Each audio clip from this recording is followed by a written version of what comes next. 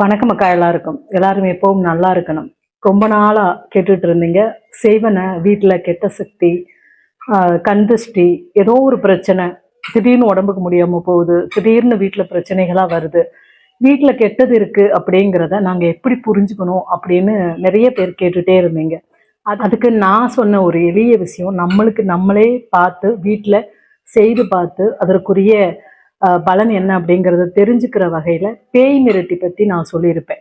இந்த பேய் மிரட்டி இலை பார்த்தீங்கன்னா கிராமப்புறங்கள்ல ரோட்டோரத்துல நிறைய பார்க்க முடியும். இந்த பேய் மிரட்டி இலையை எடுத்து வீட்டில் பூஜை அறையில நான் சொல்ற முறைப்படி நீங்க விளக்கேற்றி பார்க்கும்போது வீட்டில் கெட்ட சக்தி எதுவுமே இல்லைன்னா பச்சை இலை பேய் மிரட்டி இலை விளக்கு எரியும். இல்லை வீட்டில் கெட்டது இருக்கு, கண் திருஷ்டி இருக்கு, ஏதோ ஒன்று நமக்கு மீறிய சக்தி ஒன்று வீட்டில் இருக்கு அப்படின்னு இருந்தா கண்டிப்பா அந்த பேய் மிரட்டி இலை எரியாது. வீட்டில் துர்சக்தி, கெட்ட சக்தி இப்படி எது இருந்தாலுமே பேய் மிரட்டி இலை எரியாது. அதைத்தான் இன்னைக்கு நான் உங்களுக்கு செய்முறையோடு எப்படி செய்யலாம் அப்படிங்கிறத செய்து காமிக்க போறேன். இதுதான் பார்த்தீங்கன்னா பேய் மிரட்டி இலை. இந்த மாதிரி தான் இருக்கும், கிராமப்புறங்கள்ல ரோட்டோரத்துல இருக்கும். இந்த இலையில தான் இன்னைக்கு நம்ம விளக்கு போட்டு காமிக்க போறேன். வாங்க பார்க்கலாம்.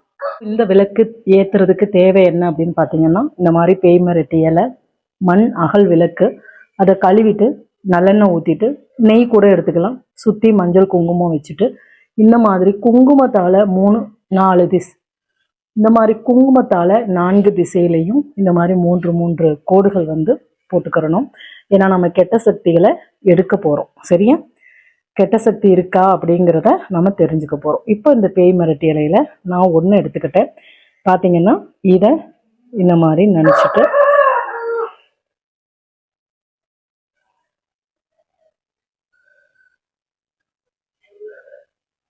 இந்த மாதிரி நம்ம திருப்பி போட்டுடணும். இந்த இலையை எண்ணெயில் நனைச்சிட்டு இந்த மாதிரி திருப்பி போட்டுடணும். இப்போ நான் உங்களுக்கு விளக்கேற்றி காமிக்கிறேன்.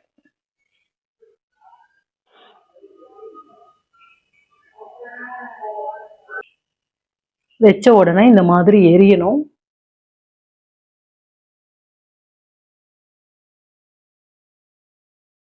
இப்படி எரியல அப்படின்னா இப்ப நான் அமர்த்திட்டு காமிக்கிறேன் பாருங்க. புகஞ்சது அப்படின்னா இப்ப பாருங்க, இப்போ எரியாம இந்த மாதிரி கருகிட்டு புகஞ்சுக்கிட்டே இருந்தது அப்படின்னா வீட்டுல கெட்ட சக்தி அர்த்தம். இந்த மாதிரி வீட்டில் நீங்களும் செய்து பாருங்கள். கெட்ட சக்தி இருக்குது அப்படின்னா அதை நிவர்த்தி பண்ணுறதுக்கும் அடுத்த பதிவு வருது பாருங்கள்.